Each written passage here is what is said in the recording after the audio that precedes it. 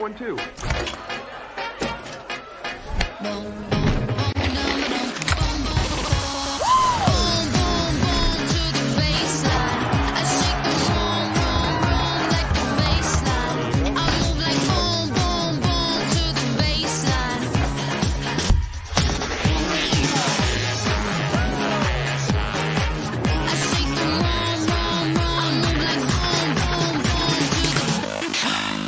This is Brian Fulford. AD Drew and I are co-hosts of the BCSN Sports Wrap. We talk about all things related to HBCU athletics. From the games, teams, coaches, and fan interest stories, we cover it all. You can find our shows on Facebook at BCSN Sports Wrap, YouTube at MyJBN Online, and everywhere you listen to podcasts like Anchor, Spotify, Google, and Apple Podcasts. You can also find the show on the Jericho Broadcast Network's app. Make sure to download. We look forward to you joining the conversation and being a part of the show. This is the Dean of the College of HBCU Sports, Kenyatta Cavill of Dr. Cavill's Inside the HBCU Sports Lab with Mike Washington and Charles Bishop. Come mix it up in the lab where the course lecture is in session every Tuesday from 6 o'clock p.m. Central Standard Time on Facebook Live, YouTube Spreaker, or the BCSN app, as we discuss all things about the HBCU sports culture, including exploring the week that was in the sporting HBCU diaspora, as well as the upcoming week of HBCU sports. With me, the Dean, the College of HBCU Sports, on Dr. Cavill's Inside the HBCU Sports Lab with Mike Washington and Charles Bishop. Course lecture dismissed. Choice Hotels is a family of brands that helps you get the most for your money so you can be any traveler you want to be. You could be a free hot breakfast hero at a comfort hotel. Yes! That's how you waffle. Mr. This script got a plot twist at a Radisson hotel. A business big leaguer. Go for key. Even the ultimate pool float inflator. With 22 brands and the best value for your money, Choice Hotels has a stay for any you. Book direct at choicehotels.com, where travels come true. Gotta get the corners. You're looking for the latest information on Southern University sports, the Southwestern Athletic Conference, and HBCU athletics. There's only one place to go. Tune in to the Carlos Brown Show, exclusively on the Black College Sports Network.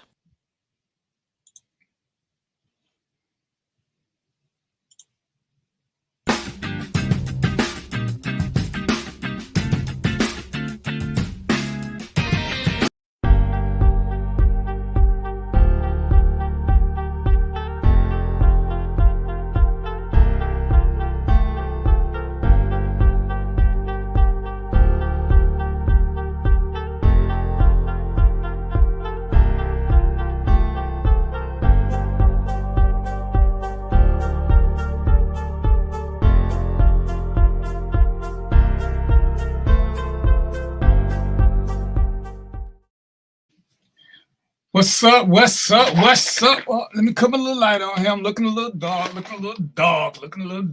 y'all. What's happening? What's happening?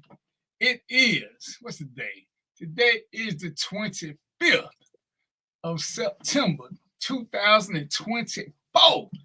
And y'all know what time it is. It's 6 o'clock. 6 o'clock is time for DBP and his crazy friends, Theo, Dwayne Banks, and hopefully Joe Mosley coming on to join us. And we're going to have a little fun, talk a little trash. We're going to do what we do, educate, informate, entertain, and all that, everything Lil Wayne said in one of his videos. All right, so while I'm waiting on my guests to do what they do and get their adult beverages and come to us, y'all know how we do this. You know, I get to be the host right now, so I just want to start off with a little monologue and see how much trouble we can get into while we chasing the Huxtables on the slide. You know, I'm a confused sort of guy. And if I'm being honest, I don't like being confused. I just accept that confusion is just the way it is sometimes. But I had some show topics, and we're going to still get to them. But I was just trying to figure out, why is life so hard when things are really kind of easy? That baffles me. Because there are things that we do That makes no sense. And that's okay. As long as you accept that what you're doing makes no sense, then there's no problem. There are times when my dad used to tell me this, and I let it become a theme of mine. You got two choices. You can do what's right or you can do what make you feel good. And sometimes my dad said, son, you got to do what makes you feel good. It may not always be right. And I was like, I wonder what that means.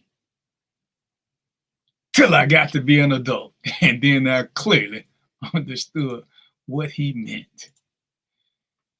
Sometimes the choices you're going to make are purely selfish, purely self-indulgent. And it's just about what makes you feel good. And you know what? It's okay. It's okay.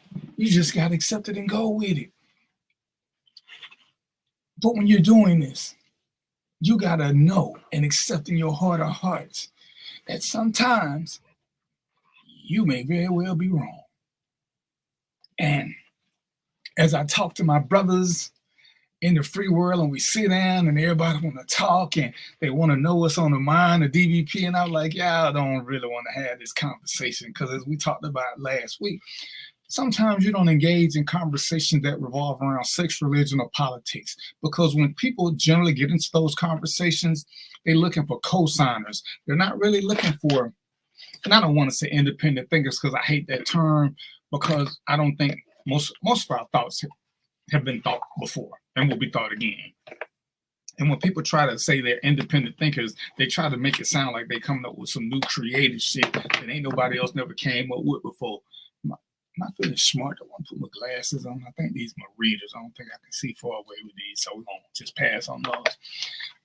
But it occurred to me how very emotional that men are when it comes to certain things. Even though we love to stand on facts and say how logical we are. And I try to point it out how we're not that logical. Because if we were logical, we wouldn't fight all the time. If we were so logical, we want to do lots of things. And part of our biggest issue is that we won't accept the fact that we're emotional. Why else do grown men cry when they lose a Super Bowl or the championship games? That's an emotion. That's not logic. You knew somebody had to lose. You knew somebody was going to win. It's just the way it goes. So if two things, these things are going to be true, and we're so logical, what is it we getting emotional about? Why are we crying at these events? Why? Why do we fight at these events? Why?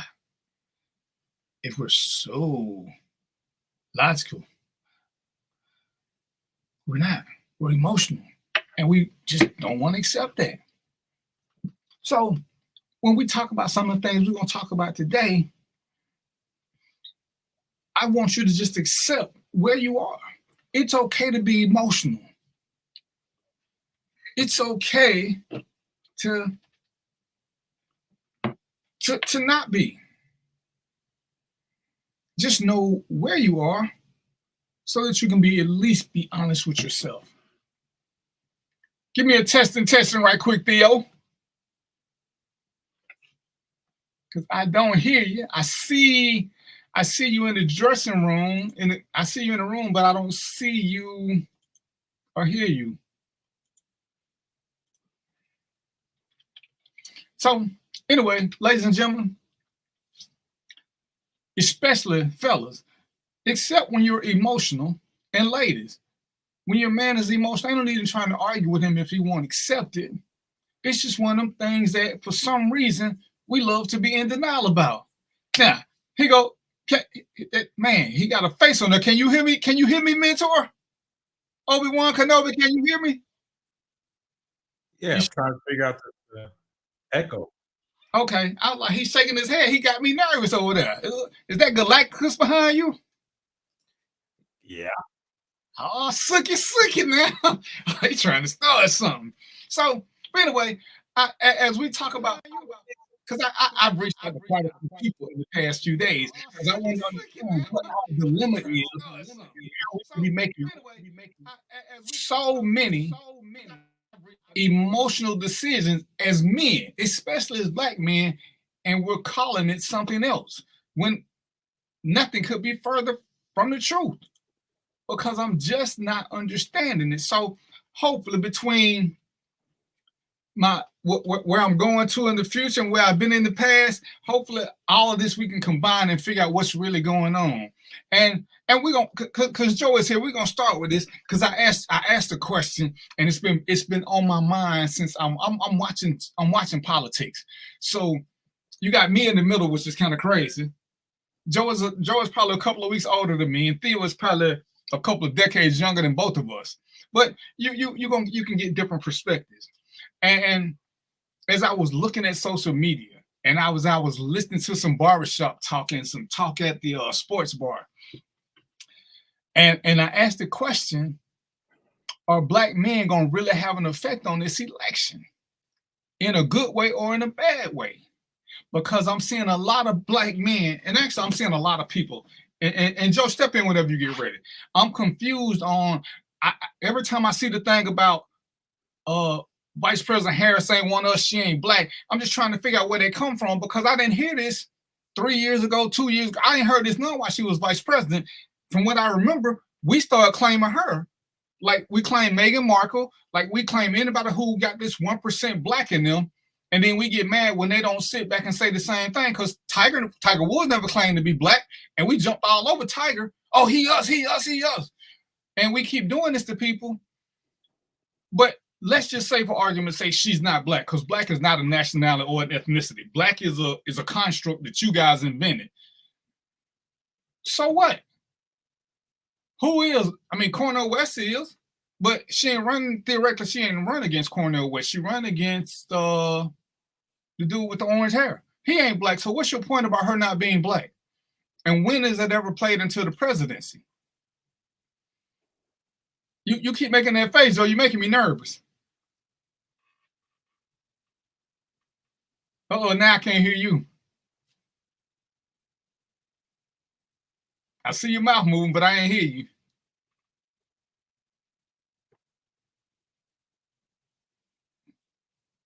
Nope. Maybe y'all need to log out and come back in. So, but I'm trying to figure out when did being black become a standard thing for who's running for election, unless they, and I'm listening to these dudes, oh, she ain't this, she ain't that. But I didn't hear all this vitriol when she was running for vice president. And I'm hearing it, I'm hearing it over and over and over. And I'm hearing us repeat some of the dumbest statements in the history of mankind. And that's why I wanted to have two, I specifically want to have two brothers, one older, one younger, because I'm confused on where our hatred from women comes from. We were supposed to talk about why men hate each other, but this election has been teaching me a lot as I'm watching, and I'm wondering, are men, especially black men, truly afraid of a black female president? Because in the popular vote, Hillary got a bunch of votes. So it can't be that we ain't ready for a woman, because in the popular vote, Hillary got more votes than Cheeto. So what's really going on? And then I wonder who's going to have more an effect, or the black men, or the men in general who just dislike women or dislike black women. Will they outnumber the Swifties or the group that Oprah's pulling in?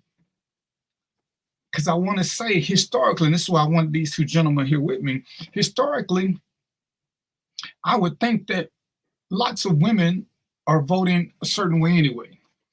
I think Taylor Swift has the biggest impact simply because she's bringing a younger crowd. She's bringing a bunch of new voters into the mix. And if you don't believe that Taylor Swift has influence, then you are in total denial. She changed the way the NFL do business. And the NFL, we all know, is big business. But when she shows up the games, the NFL gonna make sure they stay on TV, because Taylor Swift, like her or not, y'all may want to compare to Beyonce if you want to, but right now, Beyonce is not in Taylor Swift's category. Why am I? And I'm hearing this echo too. Joe, is that you from the echo I'm hearing? No, I killed. Or is that you, Theo? I don't know what's happening right now. Can you hear me? I can hear you. I can hear you. Okay. My camera is not showing my face, which make that my camera might be so mad I don't have a haircut right now that it's not going to even let me show my face. But I hear the echo too. And I only heard it when y'all came in. I didn't hear it when I was by myself, so I'm thinking it's got to be one of you guys. I killed the second screen was what I had, and I killed that echo. And all mine are on mute because I can only hear y'all through my headphone. Yeah. But well, Theo, we'll go with you first since we can't see you. Oh, but you got your mic muted. Joe, what's okay? Go ahead. What's the dilemma? What's the dilemma with black men and a black woman vice president? What are your thoughts on that? Theo? I think that is a dilemma. I don't think it is. I think whenever we zoom out, we find that black men are still the most progressive male group in the electorate. So I do see where misogyny and misogynoir is in play here, but I still think we lead the charge in terms of what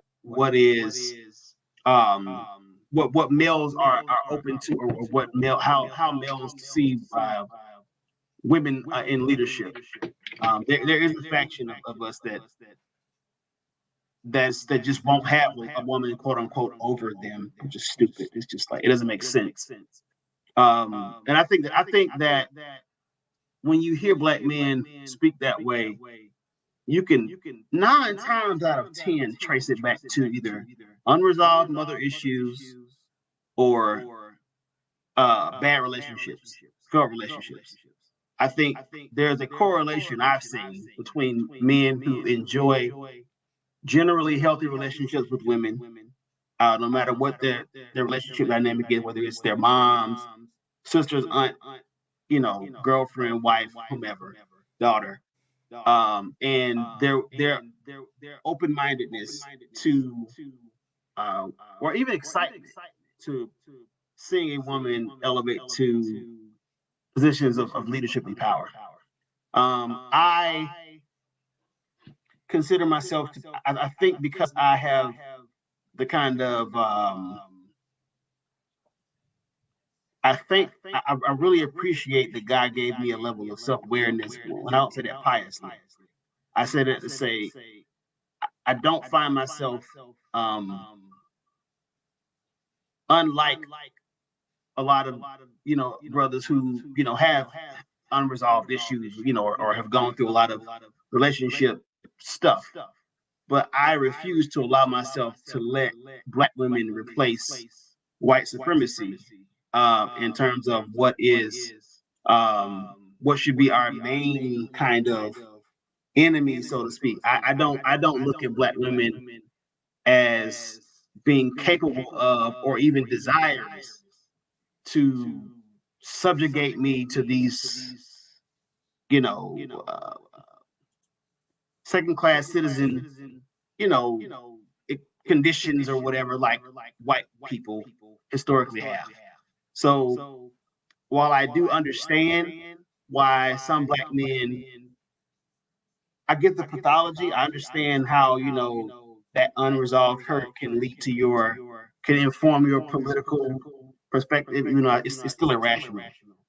I don't allow myself to go that far. I think certain things, I think we conflate our interpersonal issues with our women with what is expedient for us politically.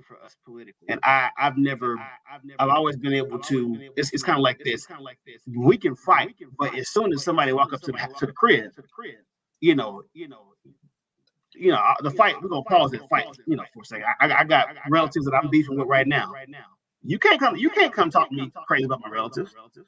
So that's how I look at our dynamic. We kind of muddied the waters, and the interpersonal issues that black men and black women have had as an outcome of white supremacy. We used to know that was an in-house issue. That was family business. And now I'm not so sure that we know that.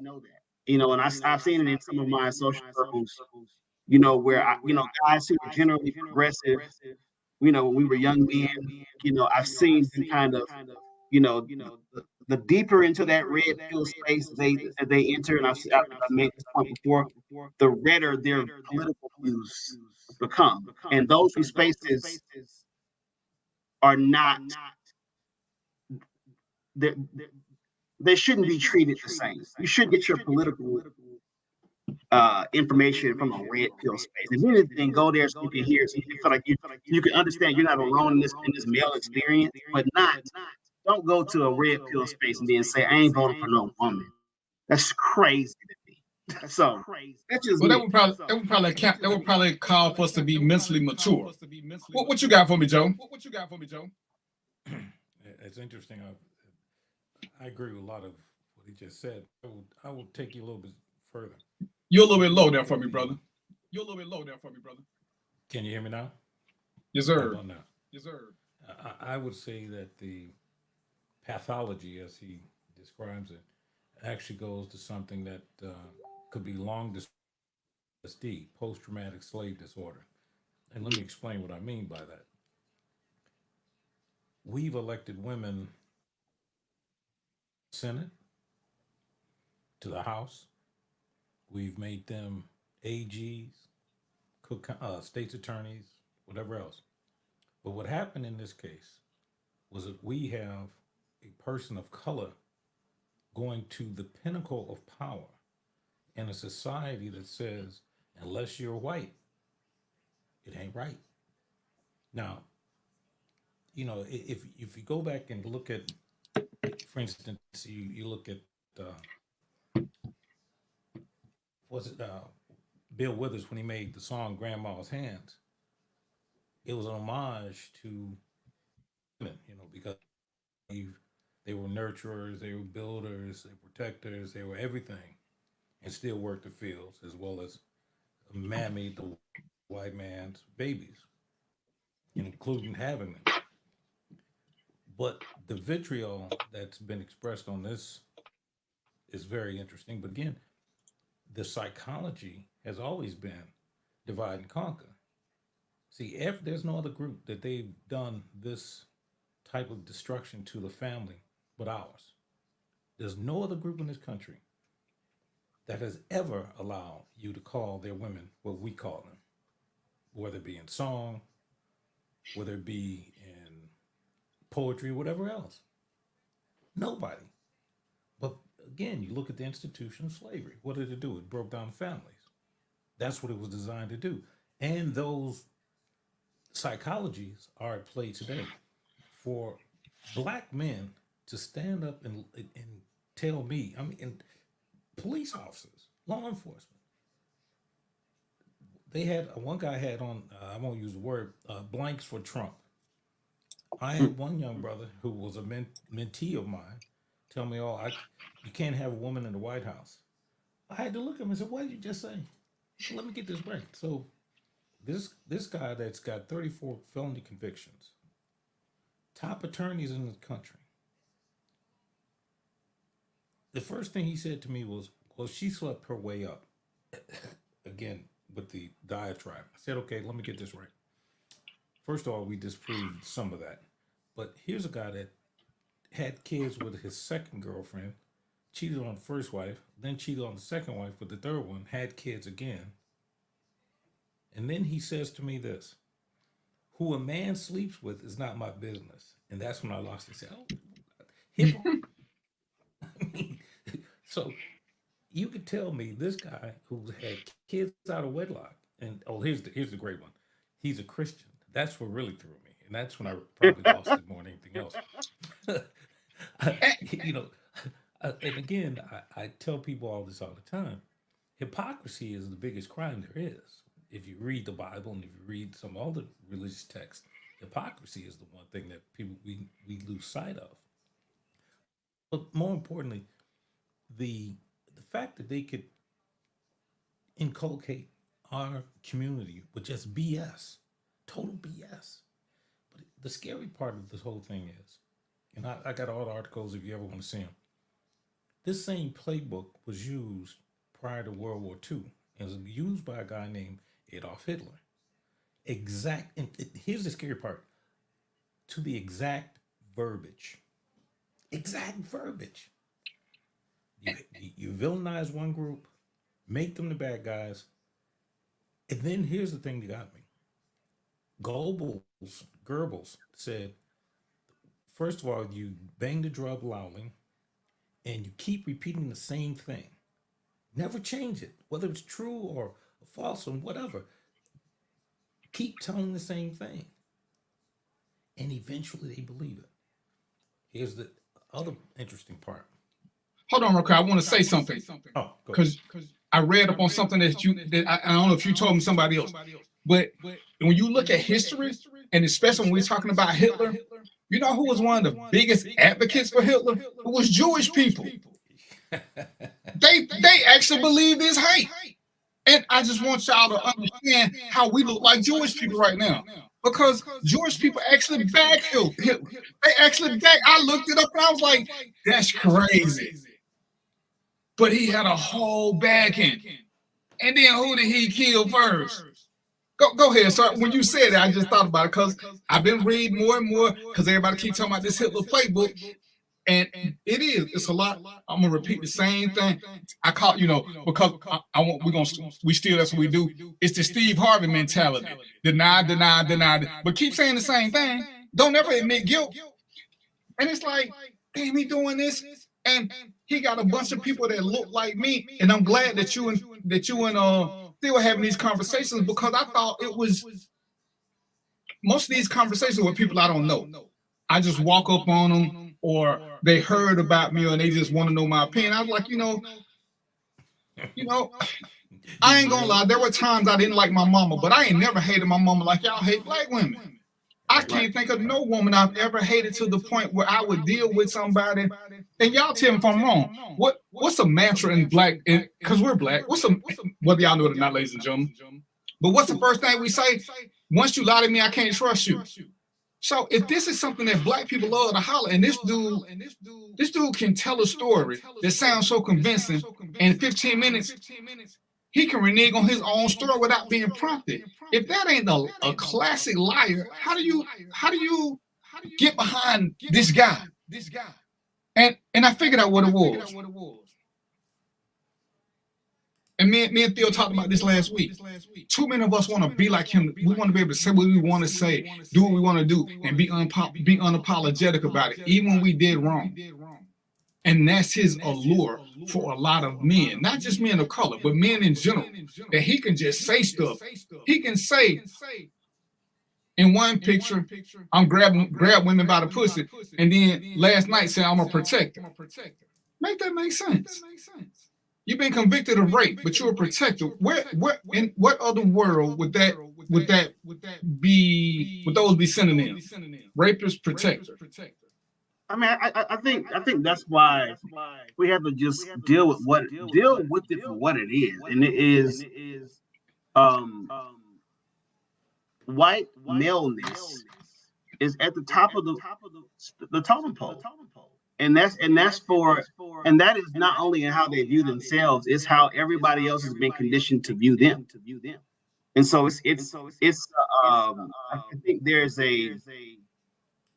it's the reason why it's so easy to make that connection between the Jews who support Hitler and people who shouldn't be supporting this guy who are supporting him, is that it's that same kind of internalized anti-whatever you are that you've been immersed in your entire life. That's the messaging that you've gotten your entire life. And then you turn on yourself. I mean,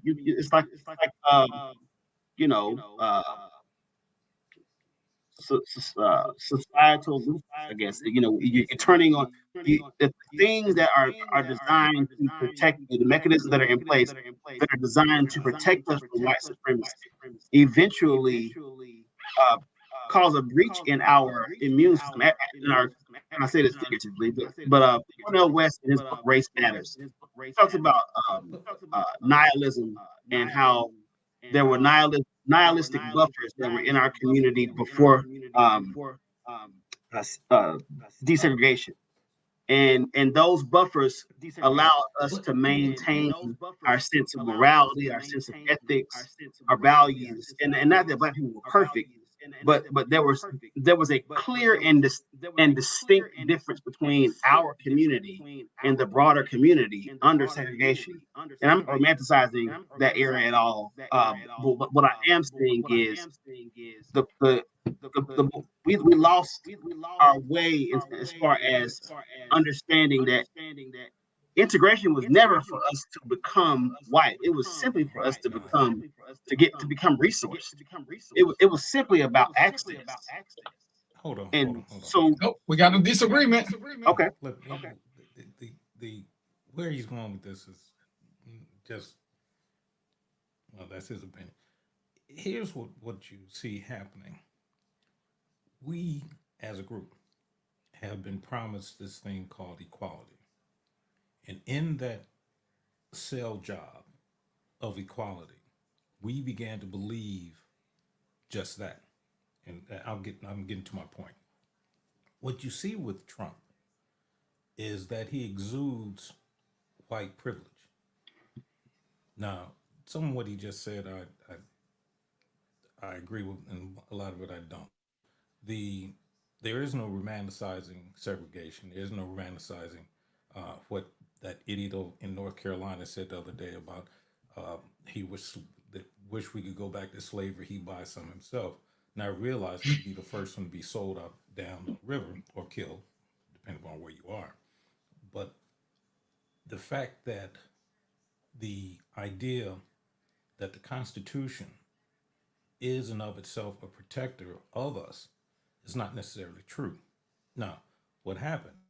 You take a Donald Trump, and if you heard his last speech, I believe I'm trying to remember where it was, last weekend, and he made two comments that no major news source, well, some picked it up, and he said this: they're coming out of Africa, and they're coming from Arabia, wherever that may be. And it was overt, not covert, overt to Black people. His statement about they're eating cats and dogs in Ohio, our people fell for that. I had Black people telling me, oh, I've got videos. Where? The other problem we have is that we have been conditioned that their Kool-Aid is better, their sugar is sweeter, and ice is colder. Again, post-traumatic slave disorder. The idea that we can level the playing field, see, we're the only ones to believe that. They don't. Because here's a guy, again, look, just using him as an example. Nobody on this board right now, if you had 34 convictions, you could not run for office. Now, let me give you something else that happened.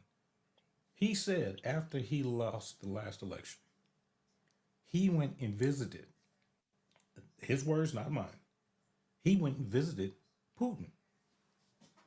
I want you to go check your, two things I want you to know. Check your passport and check what it's about going to visit heads of state. There's a protocol for that.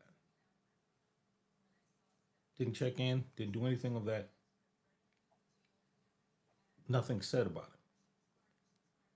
Here's a guy that tells you that you're worth nothing. What do you call them? Shithole countries. Again, you have Black people say, yeah, he's right there, our shithole countries. Are you kidding me? What other light-skinned group has he come after? What other fair group has he come after? He makes chum out of us, and we accept it. But again, that's based on something that you said, and I got to say this. We hate us more than they do. Take that. Something that Theo just said, and I'll grant him. King said in his letter from Birmingham jail, when he talked about the waiting eight, and I believe he was talking to Harry Belafonte, because he talks about it too. He said that King told him, like 4 days before he was murdered, that he feared that he'd led his people into a burning house. That burning house was, to your point, segregation. Now, read history, and you read King's autobiography and some other books, he was not an integrationist as they would have you believe. He did want to do separate to a large extent. But let me give you a little bit of conspiracy that most people don't know. And again, when you're ready, I'll send you the documents. Most people don't know that prior to King's murder and X's murder, they had been, if you notice, there was a time when Malcolm had softened his approach and King was turning away from all this other stuff. The nonviolence. They flip. Yeah. The plan was, as it was told to me, was that they were going to form a larger group. And if you read the stories of countering Terror Pro and understand where Hoover was and whose orders he was taking or helping, they couldn't afford to do that. Imagine what would have happened had a King and an X continued their program, what push or whatever those organizations might have been to this day. There was a reason that they died with it, what, a year apart, 2 years, somewhere in there? And then there's a reason that they killed Hampton and Clark. The Panthers weren't like the Klansmen. They weren't killing people, killing pigs. It was so as they were made to be. They started breakfast programs. They started Head Start came from them. They did all kinds of stuff. And when they kill him, so you're looking at it again. The problem that we have is that, as Frederick Douglass said, education enslaves a man. Imagine that. You know, in this thing, this project, I know I'm rambling, but I got to say this. Project 2025, most people will talk about it, but never read it. I read them all. I read the whole thing. If there's not a document that should be tossed out, that should be the basis of all criminal trials, that's it. It talks about disbanding Department of Education. It talks about how they're going to go after elected officials. Agree with this guy? It's the closest thing to fascism that you will ever see in our lifetime. But the thing that should scare all of us is that in our lifetime, we actually saw an insurrection. And if those had been black people, every one of them would have died on them steps that day. And you know, it's crazy how we are quick to denounce that and sound like them saying it didn't happen. I was like, y'all saw this shit live on TV. This was no recording. We saw this live. And something you told me a long time ago, Joe. We get the vote right now because it has to be ratified every however. That ain't even a right of ours. And you know, my ancestors, your ancestors, Theo's ancestors, this is something that they fought and died for. And it may, you know, we never got to the point where King and X could do their thing, so that maybe we could have learned that it's okay to have two opposing looking views, but still be going toward the same thing without calling each other names. And I hate that we never got to that point in life. But our single-mindedness that won't allow me to listen to you, that won't allow you to listen to Theo, for us to come up with a common ground plan is what's crazy to me. And it makes no sense. Would you agree with my statement that we hate us more than they hate us? Oh, well, yes. And we hate women more than we hate us.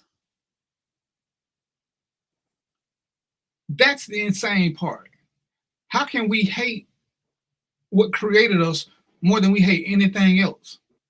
I would push back on that a little bit. I don't think that we hate each other more than they hate us. I do believe that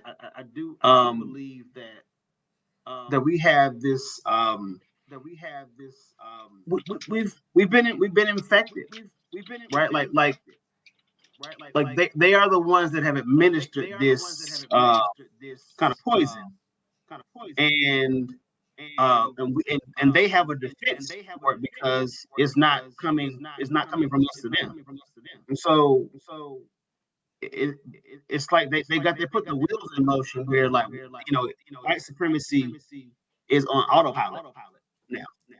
And but I still believe that there are pockets of our community that get it, and I don't think that we could have maintained all of our issues, being considered. I don't think we could have maintained in this 150 plus years of not being in physical chains if we hated ourselves more than they hated us. But I do think that self hate is very much a real kind of disease in our community. But that's not uncommon for any wherever. And I say this, and I'll say this until I die. Wherever there are white people, that oppression follows. So you can go to parts of Asia, and there's a reason you don't see the darker Asians in their media. You can go to India, and their skin bleaching. The Caribbean, parts of Africa, like there is no place on this globe where there is an element of the indigenous folk being anti themselves, anti what is natural to them. I think that Black people, in some ways, given the uniqueness of our position in this country, for us to be as damaged as we have been, to get a Black president, to get almost Black president number 2. We've only really been able to vote for 60 years.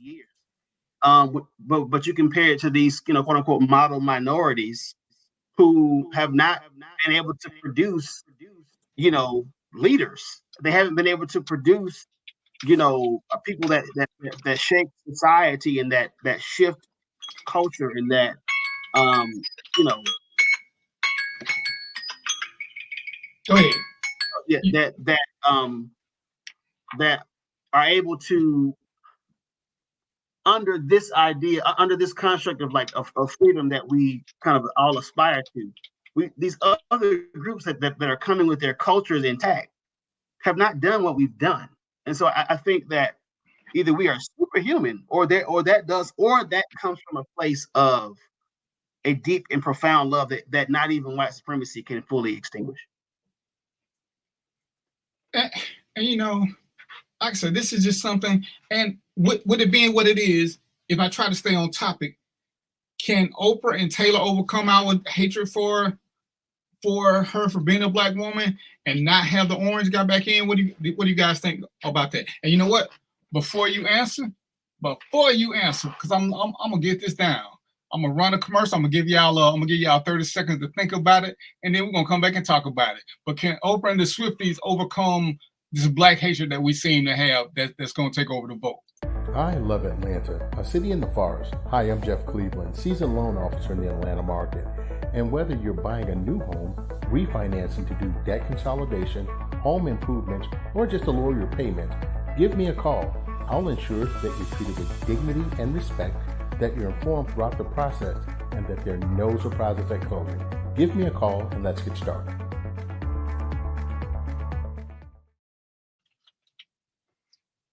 Look at that, and we back just like that. All right, so now we back.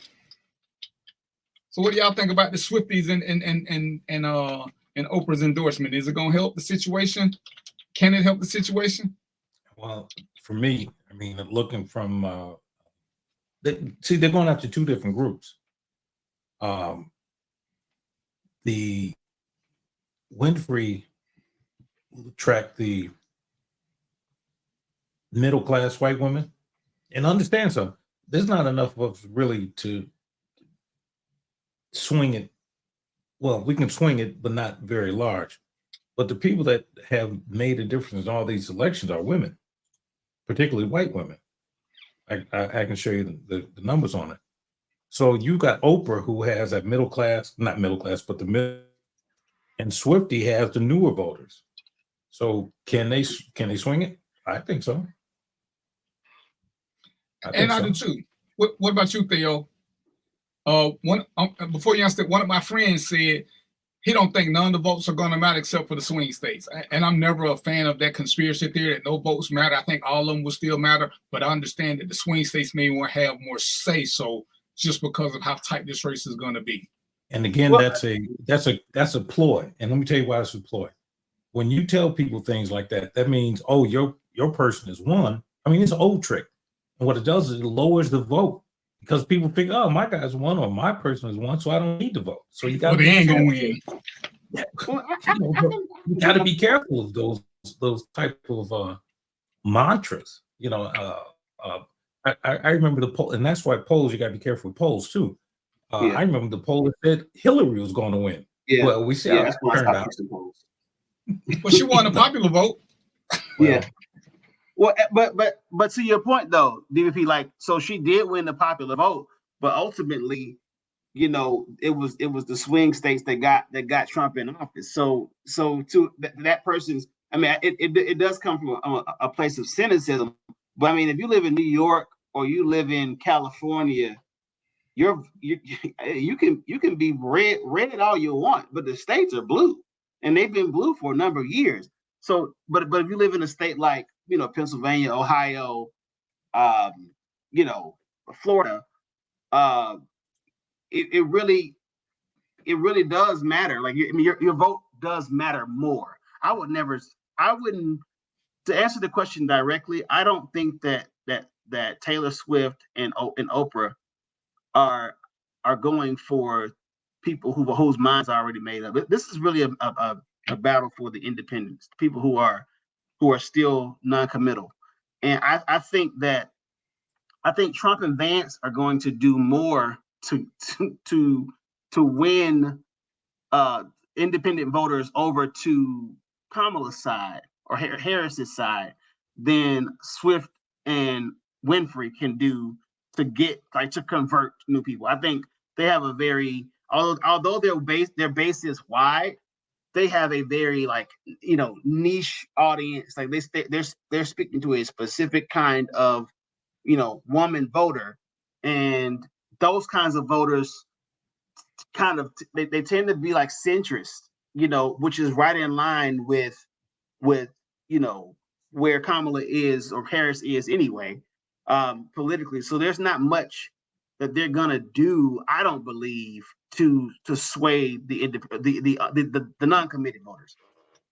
Well, I think with Swift, that's interesting because those unmade up minds are exactly what you need, because in those votes, as you say, those who've made up their minds have made up their minds. That's why you got early voting, what's up, and the whole thing there. But can they have an influence? Without a doubt. You figure, again, the age group that Taylor Swift is, those are your incoming voters. Those are the newer ones. So right. Definitely. And I would think that would have a big advantage because she's getting a lot of the 18 to 24-year-olds who have never voted before. Is that enough to overcome? My question that I had asked to a wide group was and this is strictly for black men. This is my racist question. Or is the average black man as afraid of politics as he is of the judicial system that he's just going to talk and not vote and therefore not be a threat? Or is he going to feel so threatened that he's going to feel the need to vote? Hold on. You know what? I'm glad you hit that. And let me just, there's a lot of us who say, oh, I ain't gonna vote. Oh, my vote doesn't matter. That's the biggest crack of stuff. Yesterday, the state of Missouri executed probably an innocent man. I don't know if everybody knows about it. His name is Marcel. I believe it's Marcellus Williams. Probably. He he had $1.4 million petition for a retrial. The prosecuting attorney in St. Louis County said, and I quote, "The evidence does not amount to a conviction. This should be, if anything, should be retried if he's not released immediately." The families of the victim, not alleged, of the victim, even called for clemency. Goes to the Supreme Court. They said the prince, there was no evidence to convict this guy. No. And here's the other thing. A former prosecutor said, and again, I quote the former prosecutor in his voir dire hearings, where they challenge, if who's going to be on the jury, eliminate the one black juror because he said he looked like his brother. If that isn't grounds for prosecutorial misconduct, I don't know what it is. But here's the thing that got me. For all those people that don't vote, and for all those people that talk all that smack, because you don't vote and because you don't, system is whatever it may be, your blood, you got bloods on your hands too. Let me tell you why. Because jurors are selected based on the voter base. You could have been that one voice that stopped him from going to jail, possibly, or even get the death penalty. You could have been the voice that made sure that pardon me for what I'm about to say. If you look at the Supreme Court now, that's our fault. We can't blame this all on one person. See, we have some to do with this too. We don't keep our people's feet to the fire. One of our president had 4 shots at the Supreme Court. He wound up putting 2 females on, 2 Hispanic females. I believe it was Sotomayor and what was the other one? Whatever. Yeah. So he puts on 2 Hispanic females, and it takes a white president to put on a black female, just like it took a white president on Thurgood Marshall. We didn't keep his feet to the fire. Now look what we got. We got 6 people on that court that are blindly loyal to a guy who's told you. If you read the Times article or even the Atlantic article this week, he said, day one, I'm going to be a dictator. His words, not mine. His words. So part of our problem is our education of our own. Because we don't get educated to the system, how it should be run. And to your point, Theo, let me go back a little bit. A lot of this stuff is our own fault again, because those judges get elected. Those people that get to the Supreme Court get put there by that process too. But when we put people in those positions, we're accountable. In Georgia, Chicago, New York, LA, in our communities, you got food deserts. But go to some other communities, anywhere in this country, they don't have the same problem. Why is that? That's not their problem, that's our problem.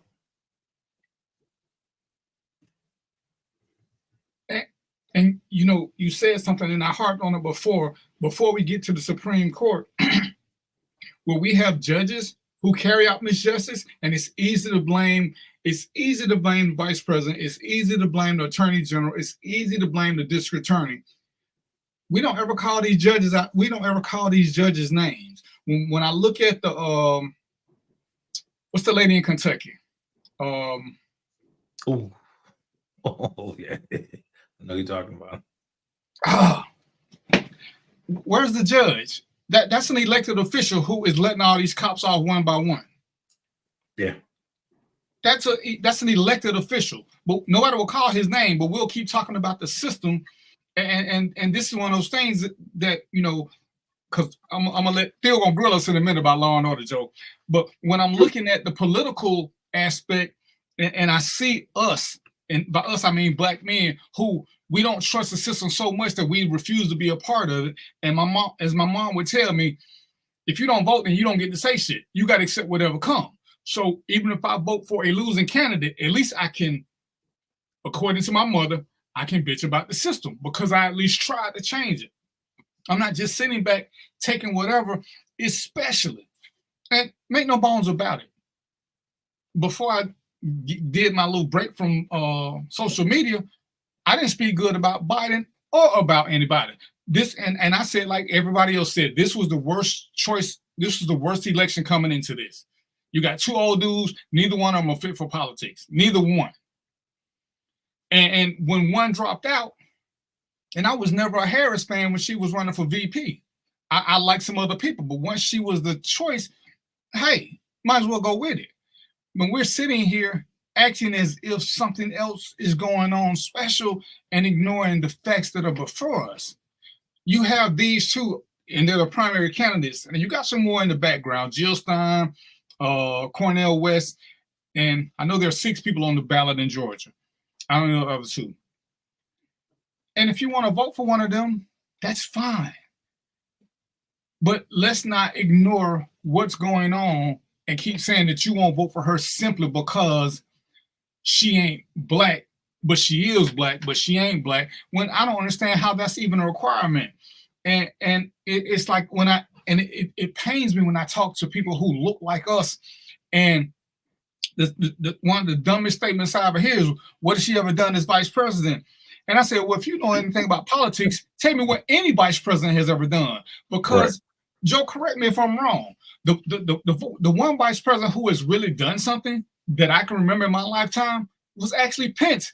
Pence actually upheld the Constitution when he could have did something different. Other than that, I can't tell you what none other vice president has ever done.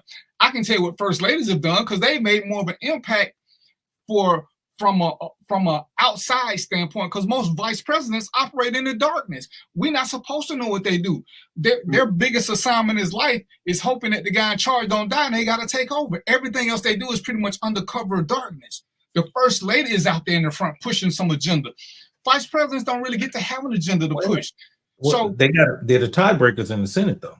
But I mean, as far as what they can do, as far as programs, they don't really get a say. So the reason, and this is what I tell people about business, whether you like it or not, the reason why some people get picked to be vice presidents ain't because of nothing special. Sometimes it's just who the president can get along with best, who can help promote his agenda. They don't have to be best of friends. They just need to be, I just need to know you ain't trying to overthrow me. I just need to know that if I say this, you ain't going to slap me in front of people. Oh, they ain't the best. Sometimes who I may pick for vice president ain't who Joe may pick, because we're two different people. Even though Theo may be the best person to the public, he don't align with the way I think. He don't align with the way Joe think. This is how you pick that. But to say that she ain't done nothing other than Pence, you can't tell me no VP that has done anything. Not hell, most time we don't even remember who the VP, who he was. As good as Joe, I think Joe is. I think if Joe got pushed to name, we have 46 now. Could you name 46 vice presidents, Joe? No, absolutely not. Yeah, not unless they became president. You know, I mean, hell, could you name 20? I mean, most of us can name 10 to 15 presidents because we do the same thing with vice presidents. And it's like, to ask that dumb question means you're really not a part of this conversation. It just means you're repeating what somebody else said stupidly and ignorant. And so you're one of them. You're one of them. And Joe, we're gonna take a break, but I'm gonna let Theo put us on the hot seat. But Joe, you're a retired law enforcement. I'm a retired law enforcement, and this is my second thing. I reached out to some of my law enforcement people, and I asked them, because Joe, you in Chicago, right? Correct. To the best of your knowledge, Joe, is there any major city anywhere in the United States of America that does not have a significant 2, 3, 4 neighborhoods that are totally immigrant driven? Chinatown, Little Havana, whatever it is. But is there any city that you know of, major city I want to stick with right now, that doesn't have at least 4 of these? No. And the crime is nowhere near it is in the rest of the place. And when I hear people talk about immigrant crime, and I say, well, damn, it was one white boy we know shot at him. The other white boy, I think, is a ploy. He never shot, and he got a note saying he missed. I ain't even going for that one. But every school shooting I've seen has been done by a white Christian nationalist. Every they got this thing. Oh, the immigrant killed this. Yeah, an immigrant killed a student at UGA. I'm with it. I got it. An illegal immigrant did one. But then you got one white boy that killed six kids. If I'm doing the math, 1-1, 1-6. Who's a bigger threat? When I look at what just happened in Birmingham, where 20 people got shot, again, it was a white guy. Columbine was a white guy. All these school shootings have been white guys, but you're telling me I should be afraid of an immigrant? Joe, you was a cop way longer than me. How many immigrants did you lock up for violent crimes? One. Roughly. One. Not a day, Joe, because you got to stick with the script now, because they stealing pets and all, so you can't say one, because we know you can't be true. No, it's only one, and I can tell you why. I worked in a mixed neighborhood, and I was working in an area where the Marilito Cubans were coming in, and we got this guy, and Fidel did some very interesting thing with his prisoners. Fidel used to mark his prisoners. They would brand the inner lip with a, like for a better term, an emoji of their crime. So if you're a rapist, it had a heart with a dagger in it. If you were a murderer, it was just a bloody knife, and they would brand these guys. So I ran across a guy that was a murderer, and I got him for some other stuff, but he was the only I ever got. So you don't know nothing about these immigrants who causing all this crime either. So me and you just misinformed. They putting us on a non-immigrant crime spree shift. Is that what it is? Because that's what it's got to be. I think it's more of a let's vilify somebody. and I'm just like, y'all gotta be, and I asked one people, tell me, because I need some personal references, when you lost your job to an immigrant. And if that's the case, again, tell me the company. Let's go after the company. But you mean those good black jobs that Trump was referring to? Sorry. When did the immigrant take your place in line for you to be mad at them? What loan did they get? I need a real world incident where an immigrant caused us a problem. Because when I went to Kroger, I had to stand in a long line because nobody was working. When I went to Walmart, same thing. And I talked to one of my friends. I actually got a friend in Ohio, and he said, you know why we wanted the Haitians here? Because we sent for them, because we needed workers, because people didn't want to work. And I was like, damn, that can't be true, because that seemed to be the mode everywhere. Everywhere immigrants are taking over jobs, it's because we are too good to work. And by we, I do mean black people now, because we don't want to work for less than $10, $15 an hour because we got no skills, but somebody owe us 40 acres and a mule. So if we can't start off at 25, we don't want to work. So that's how a lot of jobs got. And you know what's who I'm noticing about this too? White beggars. I got one, man, I tried to give a dude some food. Man, you'd have thought I asked him, could I sleep with his damn dog? He's like, what am I supposed to do with this? I said, well, you should say you're hungry. Man, I almost got out the car and fought this dude the way he was disrespectful to me. He asking me for something, but Theo, you ready? We're gonna take a break and we're gonna come back so you can quit saying that I pick on you. So you get to pick on me and Joe. You get to pick on, and you get to hide because we can't see what you look like, so we can't see you sneering at us. So I'm gonna give you. I don't know if I'm gonna give you 8 minutes, but I'm gonna give you some time just to grill the both of us, brother. Just because I said that's what I was gonna do. So we're gonna take a break and we'll be right back.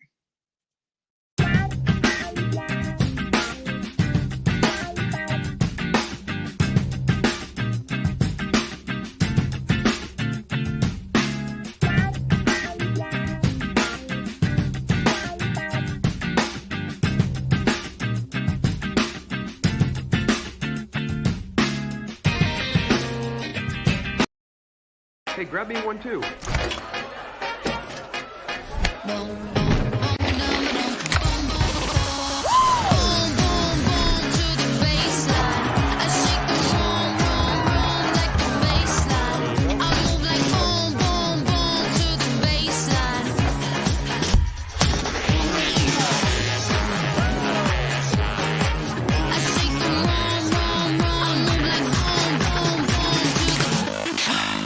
This is Ryan Fulford, AD Drew and I are co-hosts of the BCSN Sports Wrap. We talk about all things related to HBCU athletics. From the games, teams, coaches, and fan interest stories, we cover it all. You can find our shows on Facebook at BCSN Sports Wrap, YouTube at MyJBN Online, and everywhere you listen to podcasts like Anchor, Spotify, Google, and Apple Podcasts. You can also find the show on the Jericho Broadcast Network's app.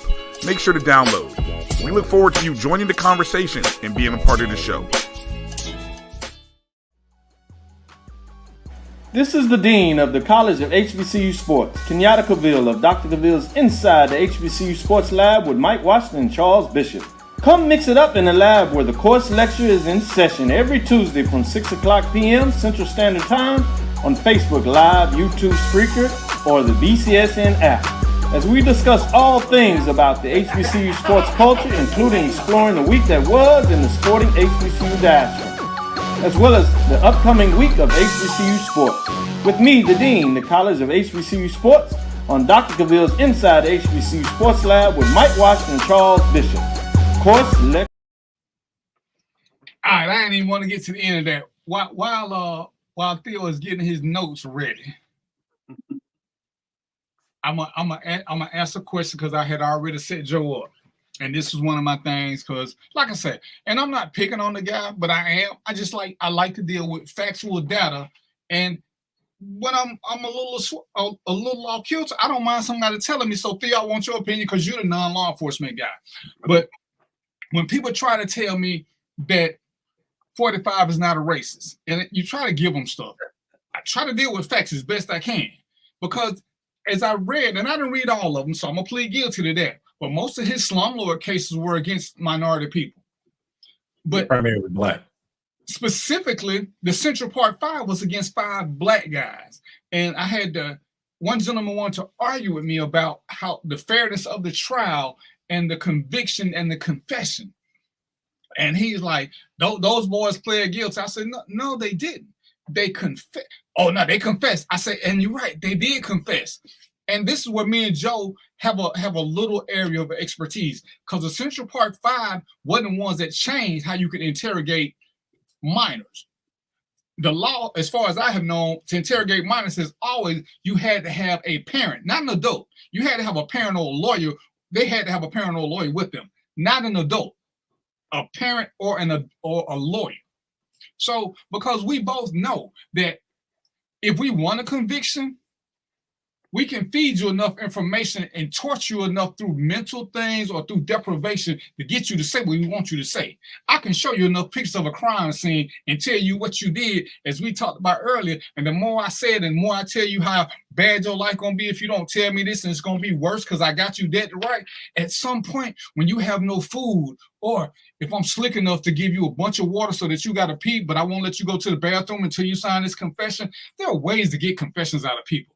These have been long, these are draconian, I think is the right word. We've been told we couldn't do this forever, which is pretty much what happened in the case of these boys.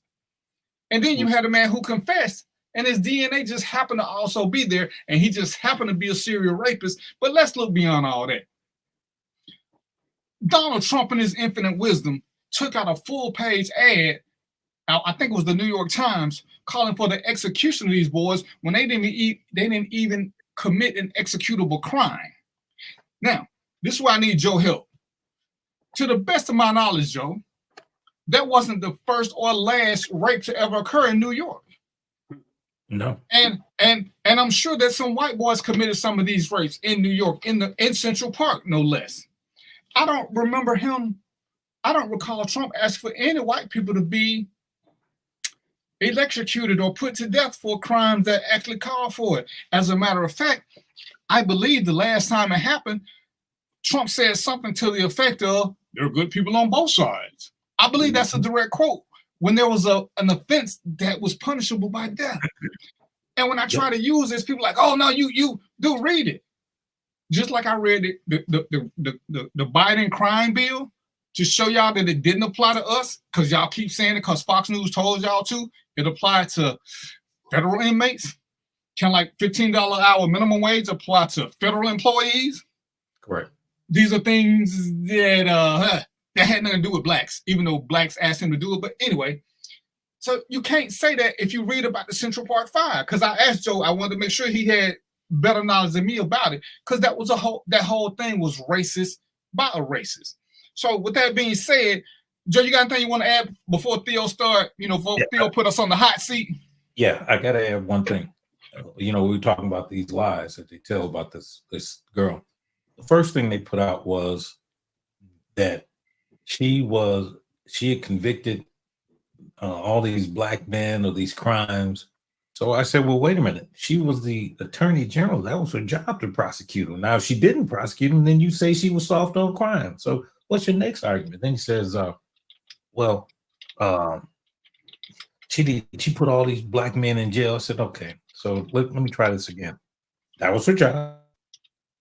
But did you also read the part where she created a diversionary program that lowered the incarceration rate of black and brown people in California? Oh no, that's made up. So wait a minute, here's the proof. I sent them all the articles, didn't want to hear. The one thing about that group, both the black ones and the white ones,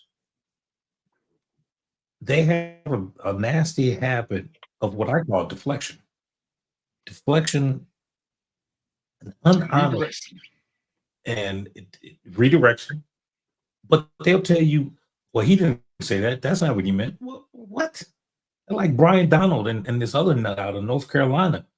Brian Donald down in Florida said that he wanted slavery back too. What? Are you out? And he's married to a white woman. And I'm like, wait a minute. Right.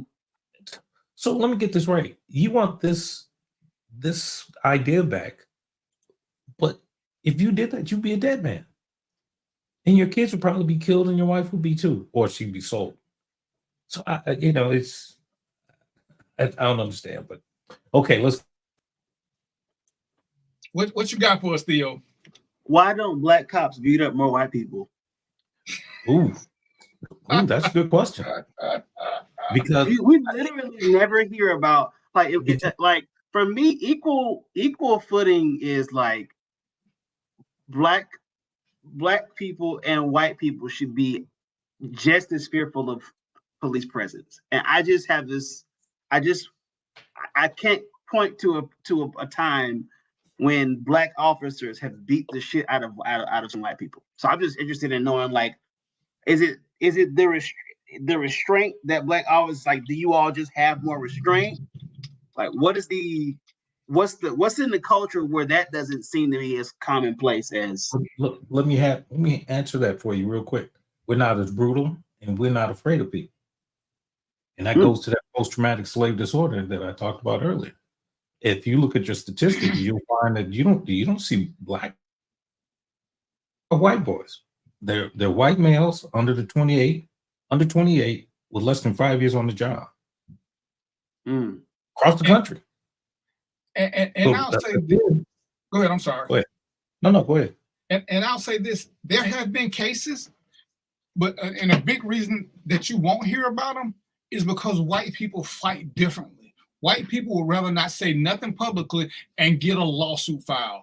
And and it's funny, a guy asked me this when I was doing a show who was from the NAACP, and I had to show him where Alabama had 2 cases of black officers beating a white guy. He sued though. They don't want all this publicity. You'll see the biggest lawsuits never go public. Never go public.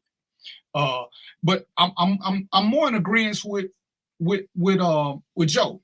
Unfortunately, what gets a lot of attention, especially here, is it seems like black cops are bad to everybody. And it's not. It's just that they're the ones who holler the loudest. Because I challenge anybody. It's 365 days in a year.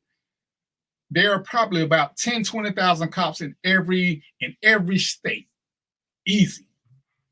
You can't find 1,000 cases where it happens, which means these beatings happen less than 3 times a day. And I'm not justifying them, but for the way people try to make them sound, they're just not as prevalent as people want to make them out to be. You won't see anywhere a lot of George Floyd. One George Floyd is too many, but you won't see a whole lot of it.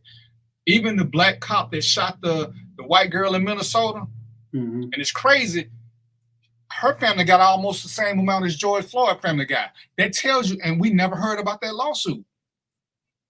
But they got paid. and she was running toward the car window and got shot. So it does happen. Fortunately, it doesn't happen with the frequency that makes us look bad. And unfortunately, it doesn't happen with the frequency that a lot of black people want to see and hear about it. But white people don't run to the news media like black people do, in short. Do you think that that's because, you know, the system by and large works for white people, so they don't really have to organize? The same way we know that like White Lives Matter isn't a thing because it's built like white life. The value of white life is literally built into the infrastructure of every aspect of American life. So they don't have marches when there's mass shootings because we are conditioned to value white life. So anything that's outside of, like, shootings are considered like anomalies for white people, but drive-bys are considered like, well, that's just what black people do. So hold up, son. Drive-bys. Who do you think invented the drive-by? No. The Italians.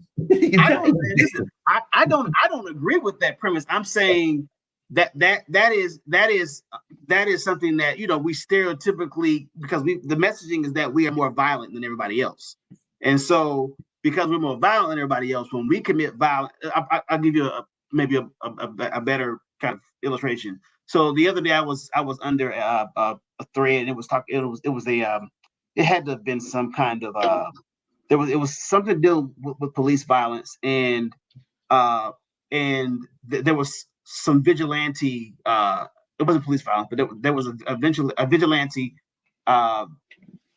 retaliation against from a white person to another white person.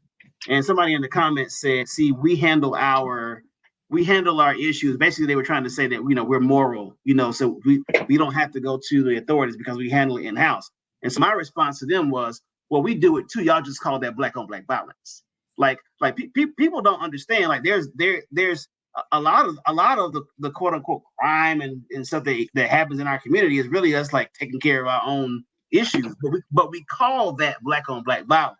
And so and the way that we will label our idea of kind of community policing as black on black violence, but not label their version of policing as white on white violence, is it kind of is in the same line of thinking that still makes mass shootings anomalous behavior for white people, and drive kind of. That's a stretch. I mean, to make the analogy that the violence in our community is tied to vigilantism, that's a stretch. I mean, because if it was, I'd be happy for that. I would love to see our black people take. I don't even think it's a stretch. I think it's an outright lie. We don't protect it. We protect it. But to answer your question, a lot of times, for me, it's because of one simple thing. You don't see when something happens to white people, you don't see them getting together talking about we're gonna pray about it. They don't pray about it. The first thing they do is, and I hate it, but if we're talking about the most logical people on the planet right now, we're talking white people. As soon as something happens, they lose a loved one, you know what the first thing they do is they think about how to get paid for it so that the rest of their life can be easy. We the only ones who want to. You don't ever see white people talking about, well, we're going to forgive them and pray for them and hope. You don't ever see white people saying crazy shit like that. That is us. Oh, they raped your daughter, killed and burned her. Oh, we're going to pray for them. The fuck are you talking about? And then they want to be on TV with all these tears and stuff. You don't see white people doing that. They go to the source. And if you want to talk about vigilantes, white people are vigilantes because you know why white people get turned in? Because the mother don't want the vigilantes to get their son. So they call the cops and say, hey, he's over there. Black people ain't gonna say nothing. And then that happens. But most of the time, black people ain't protecting each other. We only care when it's about us personally. Because Philip, you're on the outside, and I appreciate you. But what do we say? We say no snitching. White people say no living. You can't leave the country. You can't go and hide. And once you harm them, they do not let it. You look at the Me Too movement. Look at all the white boys who've been convicted in the court of public opinion. You don't hear nothing about them no more. You don't. Matt Lauer was a prince among white people. When he got caught up in that Me Too movement, Good Morning America you don't hear white people mention his name no more. You don't hear him mention none of these people's names. We still be trying to save our people. Oh, R. Kelly this. Oh, you don't see white people don't play them games, which is why it looks different. But we want to pray away everything, or we want to, but they had some good in them. You don't hear that from them. And as Joe said, man, if we were true vigilantes and we took care of our neighborhoods like they did in the 60s. I was actually gonna push back on you on y'all saying that, because if we study the Black Panther Party, you know, a lot of their rules were around self-governance. So like no pimping, no drug sales, like these were things that were, you know, even Pops, you know, when he was in jail, he was trying to kind of reinvigorate that and pass like a code of ethics within, you know, the prison community. So right. Like I would say that Black people, I actually think Black people police ourselves more than any other group polices itself, which is why we hear things like stop the violence, and when Black celebrities are primed to speak publicly and to chastise Black folk whenever something happens, they're primed to do it in ways that no other group is primed to do it. So I actually think that we are, as an outcome of white supremacy, we have an overseer culture. And then I believe that we have a stronger code of ethics and a stronger sense of morality. And if that were not the case, we would be the vigilantes against white people. Like this country, there would be no country like to there would be no flag to kneel, because we would have burned down. Like and everybody, if you talk to people that live in other parts of the world, they wonder why we haven't done that yet. It is because we are actually a very moral people and a people that says no, that's too far. Let me change the verbs. We were. In the 60s, which is what you started back to, we protected our neighborhood. When there was a predator inside our neighborhood, he would get locked up to a fence on the outside, and the police would be called to take him away if they chose to let him survive. Right now, we are a selfish made society. How many times I worked in clubs where, watch the videos, anytime we see a woman getting jumped, especially a Black woman, who's the narrator? It is a Black man. We don't care about each other no more. If it ain't somebody we sleeping with or related to, we will watch crime happen. Now, there are a few outliers, but they are very few. If we look at Trayvon Martin, we know that George Zimmerman shot and killed Trayvon Martin. But who went to jail for jumping on Trayvon Martin? Or what? Another white boy who got tired of hearing him talk about it. Zimmerman wasn't hiding nowhere. He was going out publicly. He sued the family. What Black person took care of him in Florida? Because it ain't but 6 Black people in Florida. You didn't hear Snoop say nothing. You didn't hear none of these gangbangers say shit about silencing George Zimmerman. None of them. So we can sit here and say in this perfect world that we want to act like we live in, where we protect each other and we will fight against the oppressor, but we know it ain't true. No. Facts show us it ain't true. It has never been true. When what's the guy name that got beat in California? Rodney King. Rodney King. What did we burn down after Rodney King? We burned down our neighborhood. We didn't burn down their neighborhood. We didn't even leave our neighborhood. Why is it that every time something happened in California, the projects get burned up? Every time something happened, the first thing we do is burn our own neighborhoods. We're not vigilantes. We sacrifice our own shit and then then we get upset when we won't build businesses in our own neighborhoods. It sounds good to say that we will fight, but the fighters, Theo, it's 3 to every 100,000. There aren't that many who are going to fight for what's right, because it's not what we do. It's not popular to defend the downtrodden. We only want to support heroes. Oh, if Snoop say jump on Oprah, then everybody want to threaten Oprah. If Umar say threaten a black woman, everybody want to threaten a black woman. But where were they at when George Zimmerman was walking free? And that's in everybody's timeline. George Zimmerman got jumped on by a white boy, and you know who bonded him out of jail? White people, because they wanted something to be done to George Zimmerman, and they kept waiting for somebody black to do it. And nobody did shit to him. Nobody.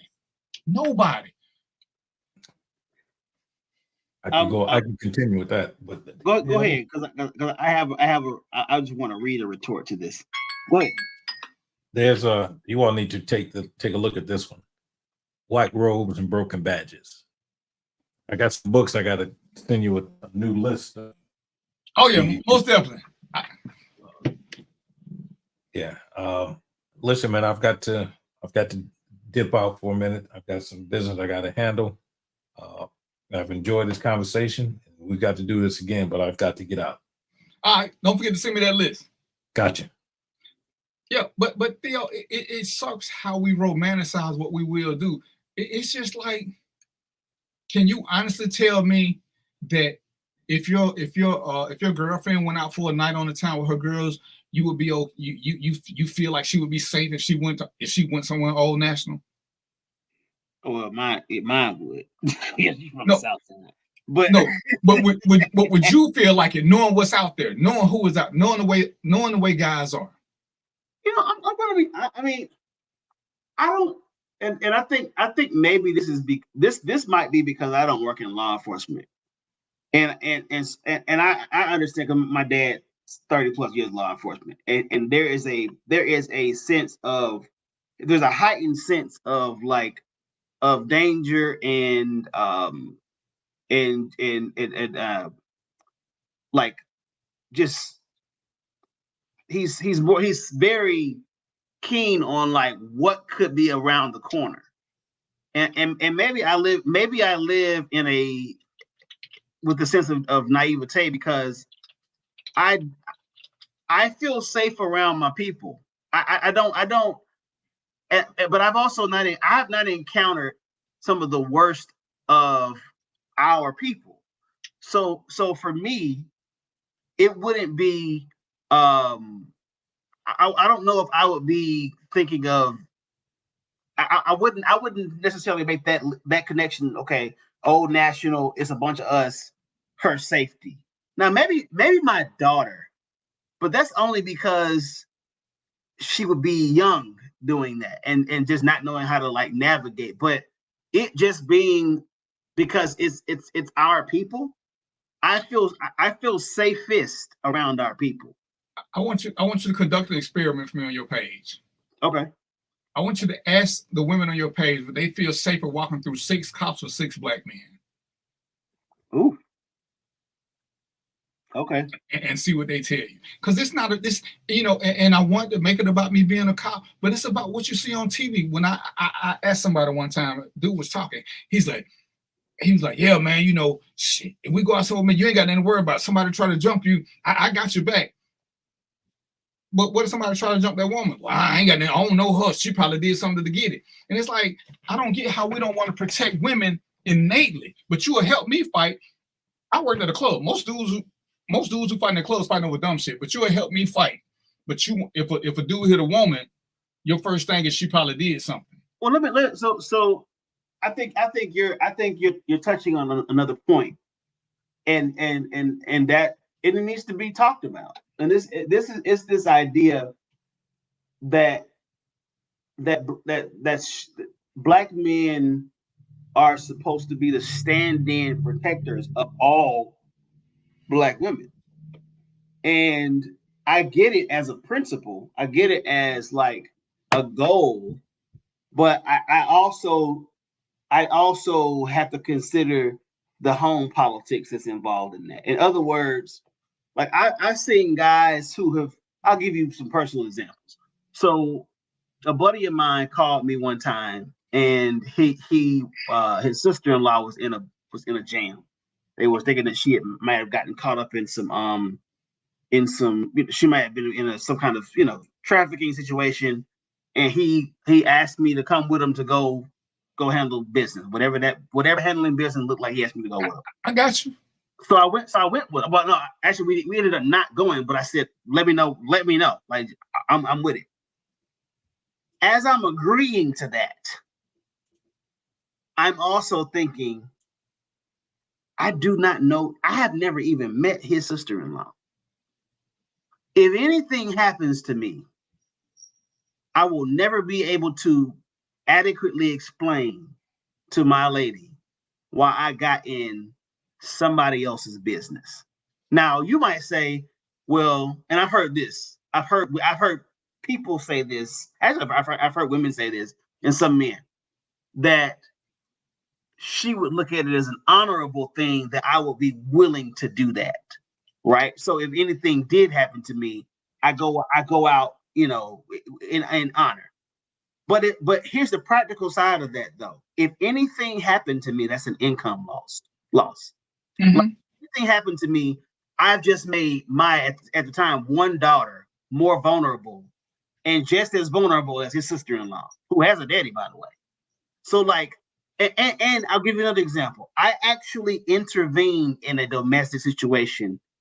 Actually, the last time I did it was the last time I was going to ever do it.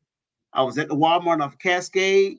There was this couple that were fighting outside Walmart, and everybody was standing around looking.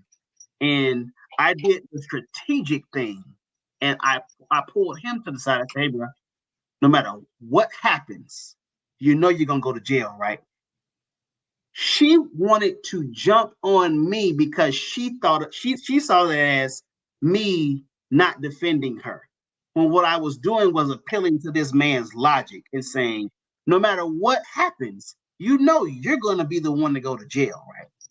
I had to not physically defend myself, but there was a moment in that exchange where I had to think about, what am I gonna do if she hits me? Like they got into it, everybody's standing around watching, and I diffuse it in the way that I know if I go to her, then now I got a problem with this guy, and then he might decide to just take it to another level. So I go to him at just still trying to honor the fact that I go to the man first. I don't skip over the man and go to the woman when it comes to that kind of stuff, just in general as a practice. But I gotta think about how will I respond if she actually tries to instigate some kind of physical confrontation with me for getting in their business. So like there is this. Let me throw another option in there. Okay. Why not just say I'm calling 911? I ain't asking nobody to physically intervene. Nobody go to jail. I don't want to see nobody go to jail. Okay, but you don't want to see nobody go to jail. But just give me what you said. Would you want to see somebody get hurt? So your two options: somebody getting hurt, somebody going to jail. Those are the two worst things that can happen. Which one would you prefer out of those two?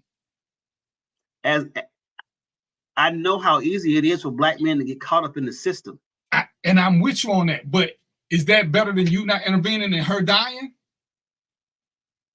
I'm going to be honest. She was the aggressor. Okay. It wasn't like he was not trying. It wasn't, I don't know what happened at the house, but in that situation, she was actually the aggressor. Okay, so why not call 911 and tell them she's the aggressor and let her go to jail? But when you walk, if this was your daughter, would you want the men there just to walk off because she was aggressive? Or even if she wasn't, would you want the men there to walk off or be afraid that something was going to happen to them? At some point, we got to stop being afraid. We got to stop going to worst case scenario first. But you're saying that as a trained. No, I'm saying no. Before I was trained, I have always been protective of women. So that's why I said, why not just call 911? I'm not asking. I was fighting long before I ever had this job. Everybody ain't built for fighting. I'm okay with that. I'm not asking you to physically intervene. That is a lot to ask of anybody. That's a lot to ask. But I think that is the ask, though. I think it's not the ask. The ask is that you not put it on Facebook and narrate it. That's all I'm asking. Okay, don't narrate the ass whooping. Yeah, I don't agree with that. Same way I don't agree with like disciplining your kids on social media. I think that's crazy. Go ahead. We can sit back. what's the best way? What is the best way? And this come from a little police training and just talking to women. What's the best way to stop an aggressive man? To look him in the eyes, because when you keep looking down, he becomes more empowered. But when you look at, how do you stop people breaking your house? You acknowledge that you see them. Once they know you see them, the stealth factor is gone. That's how the stealth is their force multiplier. When people know that you ain't gonna do shit, they feel empowered. What did Trump say? I could kill somebody on Right. Fifth Avenue and ain't nobody gonna do nothing. He knows that that's his superpower. When people know you ain't gonna do shit, they don't mind pushing all because they know ain't nobody gonna step forward. But that's They why I know. went to him. But that is why I went to him. Because I know that there's something in men that, first of all, in those types of situations, I'm going to say 85% of the time, that man don't want to put his hands on no woman. He don't, and to be in a public domestic, situation is embarrassing to him because he looking like he don't have no quote unquote control over his household. So if I can humanize him in the moment and with my eyes say, brother, I feel you, but you're gonna go to jail. If the cop is called today, you're going to jail. He calmed down, by the way. He didn't take that as like an affront to his manhood. Right. And what we have is an element of, it's just like this. I know a lot of women who are gun owners, and I don't own a gun. I'm not a gun person. I know a lot of women who are gun owners who will talk cash money shit about what they're gonna do with that blade. Mm-hmm. And they do not go to the gun range. Mm-hmm.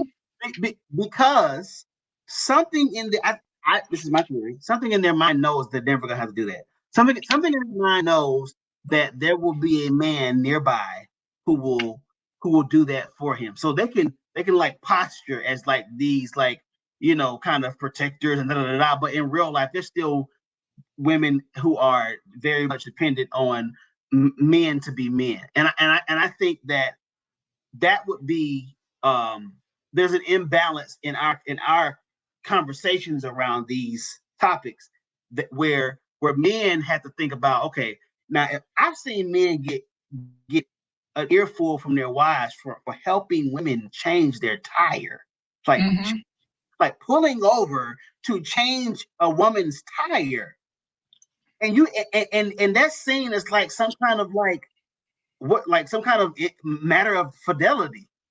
So if I can't help this woman change a tire, why the hell would I put myself in any position where I got here when I get home? And we got to be practical about this stuff. Worst case scenario, because we can set it aside. I don't want to hear your mouth about me doing the right thing, about me doing something that you would expect a quote unquote real man to do, but because it's impacting you and your view of how you think I should, my manhood should present itself, or who it should be in service to. Now we got a problem. That's why I say Black men need to protect the Black women that they know, that they love, who respect them, and who will get out the way when they say get out the way. Like if I'm telling you, don't do hey, don't go to Old National tonight because it's hot down there. I need you to honor me and say, okay, I ain't going. Just because I said that, because that lets me know that you put me in a position where I know that come hell or high water, I will put my life on the line for you. But I'm gonna do everything before that. And I'm with you up to a point, though. I'm with you up to a point. At some point, we have to be responsible for our decisions, yes? Absolutely. So, with that being said, bigger picture, why would you want to be with somebody who wouldn't want you to defend somebody who is helpless? See, when we talk about red flags, see, I'm the best example I can give you. My wife knows that I'm a gentleman. She knows it. She knows if I see a woman who got too many bags, I'm gonna grab a bag. I'm gonna open doors. She even told one woman we were going to a restaurant, and my wife said, "Sit those down. My husband will get those for you." I won't deal with a woman who thinks that that is a threat to anything, because she's not helped building up our community or our race when she becomes so sold that she only wants me to take care of her and our daughter. Because what happens when she's not with me? Because I'm expecting something. Like a guy on one of my shows said, I'm only helping women who I'm related to, who I'm sleeping with. So when your daughter is getting her ass beat in the apartment and everybody hearing her scream, you okay with everybody not doing nothing because they're not sleep with your daughter? Well, because you can't have it both ways. So if I pick somebody who wants me to be selfish when it comes to making our community better, that's a decision that I made. Now, I may love her, the sex can be great and all this other stuff, but I made a conscious decision to pick somebody who doesn't mind our community being destroyed by my silence. So, I think what you're dealing with is like this idea that like the female ego doesn't show up in ways, even in good women who got good sense and who want the things you just described. The female ego, she can tell you not to get physically involved. I'm with that. Everybody should not get. Do you remember the UFC, the fighter who lost his daughter? Mm-mm. She got killed in Alabama. Mm-mm. Okay, there was a UFC fighter. I forgot, black guy. His daughter was killed in Alabama. Mm-hmm. His daughter was pulled into a car. A man and a woman saw this. The woman told the man not to intervene. 2 days later, the woman ends up dead. He comes forward and tells what he saw. They ask him why he didn't do nothing. My wife said, just don't worry about it. It ain't my business. How do you live with yourself? All you had to do was say something. Say, I'm calling the cops. But you just get in the car and act like it ain't nothing because you don't know nothing. I don't agree with that. It's that mentality. That's what I'm saying. I'm not ever going to tell anybody. If you ain't trained, I'm not going to tell you to put your hands in it or get in the middle. I admire what you did. Even with your scenario, there are times I would tell a man, go to the woman and walk her away like we do people. You walk to the guy. Once you make a decision, stick with it. You walked with it, and, you know, if he didn't say, man, fuck jail, I don't mind going to jail, you would have had to change your thought processes. But do something. I'm not saying fight. I'm not saying jump in. I'm not saying take a bullet or a stab for nobody. If you're not prepared for that, yeah, I carry a gun. I carry several knives. I carry a bunch of shit. But I also carry a cell phone. There are times when I'm with my family that I'm not going to put everybody in harm's way because I need to do what I feel is right. I do have a bigger picture. So the bigger picture may be nothing more than me calling 911 and snapping some pictures. I do think that we need I do think that's you're talking about a warrior mentality. No, I'm talking about a builder of community mentality. But you don't have to be a warrior to take a picture, Philip. I'm sorry, Theo. You don't have to be a warrior. You don't have to be a warrior to say, hey, I see you. You don't have to be a warrior to flash your lights and let people know they're seen. All I'm saying is make your presence known. I'm saying, I'm not saying it like, when I say you're talking about a warrior mentality, I'm saying that's a good, like, we need an increase of a warrior mentality. I'll give you, to me, the reason we don't hear about people in the Nation of Islam getting beat up by cops or their women getting mistreated, mishandled, is because it is built into the ethic that we protect our women, but it's also built into the ethic that our women will acknowledge us for the presence that we provide, and for that particular function that we hold. So they don't. It's a two-part kind of arrangement. I'm not gonna put you in a situation where you gotta unnecessarily lay your life down for me, but as the woman, but as the man, no, I'm going to lay my life down for you. I will go to the fullest extent in protection of this woman and by extension, this community. So I am not advocating for men to sit back and do nothing. I don't have that in me. What I will say is there is a certain kind, just like there's a certain kind of man that's like kind of, kind of jellyback. There's a certain kind of woman that thinks that she can best a man physically, that she can, that she don't need, that she can put herself and her man in any scenario, without thinking about like what could possibly happen. And that's something that we have to address, not so that we can say, see, I ain't protecting you, but so that we can get to that, that warrior mentality that you're really kind of speaking to can be more prevalent in our community. I'll give you a girl dad example. So my oldest is 13, she'll be 14 actually in exactly a month. And when she was in like second, third grade, she was at this school, and she kept getting into these confrontations with these little boys. And the little boys first of all, they were super fresh, but they were aggressive.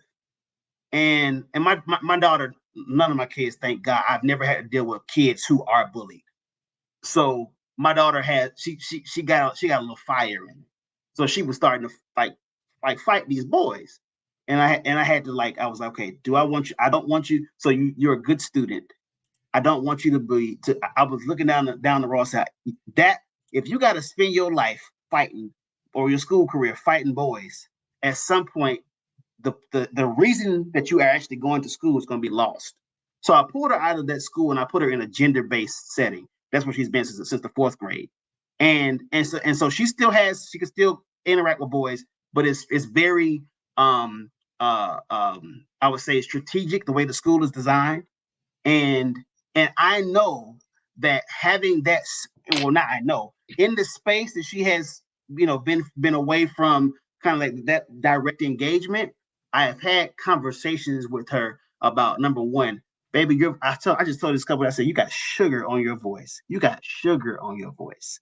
There are things that you can do with your voice that will get you anything that you want out of life. You don't need to fight nobody to get what you want.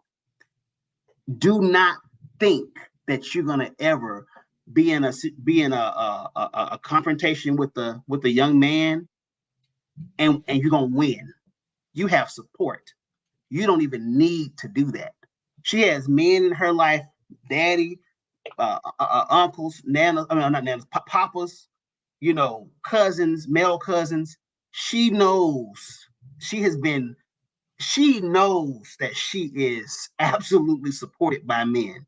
And although I know my daughter can handle her own, and I know that she is, she still got that little bite in her.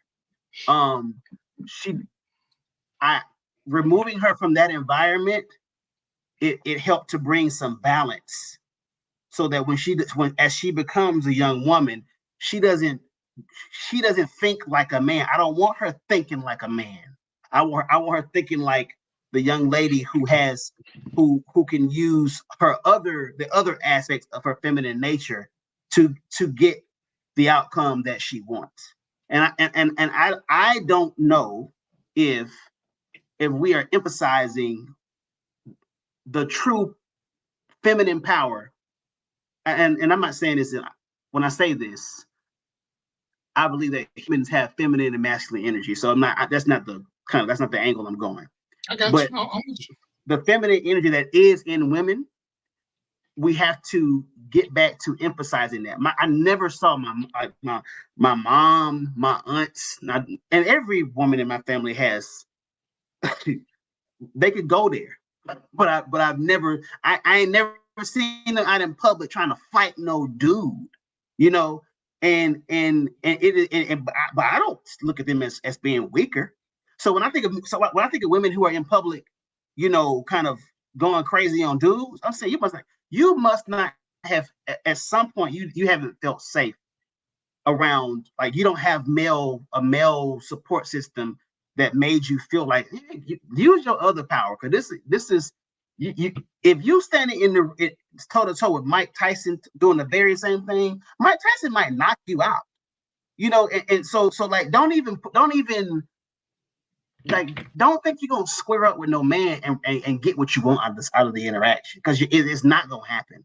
And men, we have a very kind of understood expectation that if me and you get into if it gets heated enough, you might kill me. like I know that. Like that's not like a you cool, you're nice, you joke and all that stuff. But I think every smart man knows there's a killer in every man. I don't think women really understand there's a killer in every man. In every man. So whether he's Steve Urkel or Mike Tyson, it's a killer in that dude. I think what you're doing is what I used to do, and I had to learn to stop. Is we keep thinking that most men are like us, and we're not giving dudes enough credit because they're taking over. All these dudes that want to be treated like girls, who act like girls, and we're not even talking about the ones who are sexually undecided. We're talking about these same dudes who claim to be alpha males and all this, but they want to be wined and dined. They want to know why women get favor. Well, that's just life. But these dudes who do this and understand because they look like us, they end up getting a relationship with women that we would date. And these women start having these dudes as their common experience. And they act like women when they're with them. So when they run across me or you, they've been with 5, 6, 7, 8 dudes who all had overly effeminate tendencies. They don't know how to deal with you or me because we haven't been their norm. And we have to start accepting that as their reality. They don't know this. I tell you, I dated a woman who couldn't handle me opening the car door for her. One of the women who I actually was in love with, she told me, she said, you never hit me, so you can't really love me. All her relationships had been abusive. So I had to understand it wasn't her. I was the outlier because of everything she had been through. And when I look at some of these, which is why I keep people like you and Joe around, because I'm running across a lot of these dudes who are, we would call them soft, but they want to be treated like girls. I actually heard a dude say, why women don't hold the door for men? I thought that was just some crazy shit. Yeah. But I'm looking, and he was 44, 45ish. This is what they're dealing with. Your daughter is going to have to deal with a whole new, what's a good word? A man who is, it's good to be in touch with your emotions. And we're from I'm a little bit older than you, but you still from the same cut. Where being so in touch with your emotion that you could just cry on a dime, that ain't never been a good thing. I don't care what nobody say about none of this shit. Yeah, we should cry sometime, but we shouldn't be crying through no damn movies. We shouldn't be crying through Lion King and shit like that. But these dudes are crying through Lion King and crazy. So first of all, Mufasa's death was traumatic for me. I was so Hey, when Red Baron and Stupid didn't come on that time, I cried, but I was 7 then. But this is the new age of dude that's out there. And like I said, I start seeing them, and when I go places and I'm listening, I'm like, damn, this is why women now are willing to share a man, because it's hard to find a man with manly tendencies. Women want us to be vulnerable. They don't want us to be, and I don't mean this to be offensive to nobody. So if I ever get rich and famous, don't be playing this back. But they don't want us to be sissies. I have yet to meet a grown woman. They don't want us to do this, but they want us to have the ability to tell them to sit down and shut the fuck up in a polite, respectful, king-like manner without being disrespectful. All women. Every woman that I've ever been with, good, bad, or different, relative or not, has tried us, and they want to see where we stand. And that's how we gain the submission.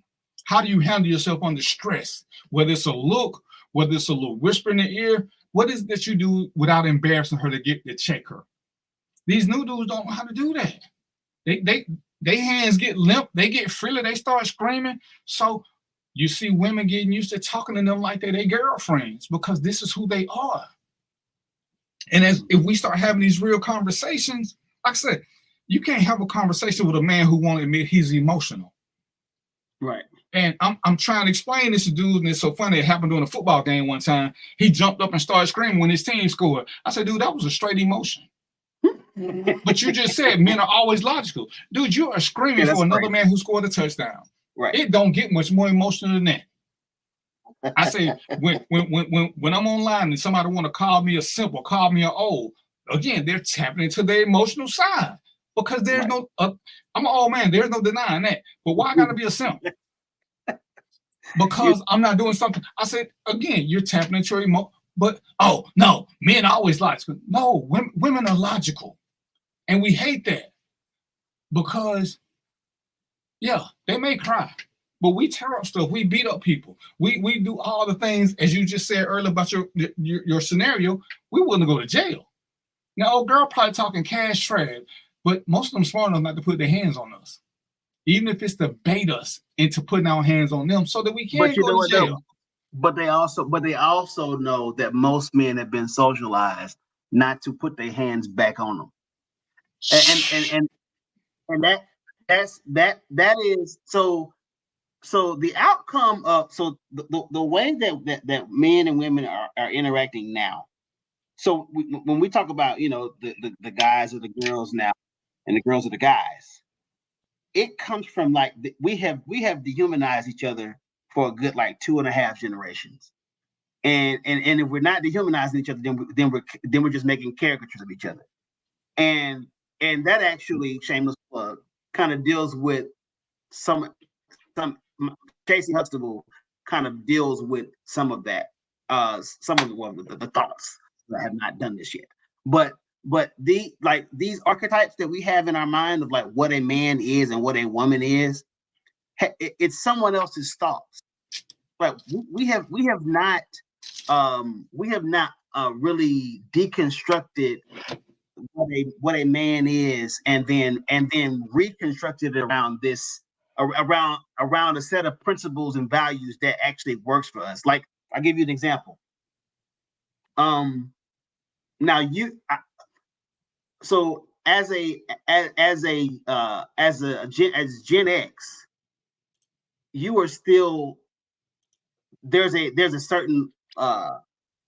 idea of masculinity that is pre-millennial, and that's the traditional idea. We protector, provider, and work like hell and die young if you got to.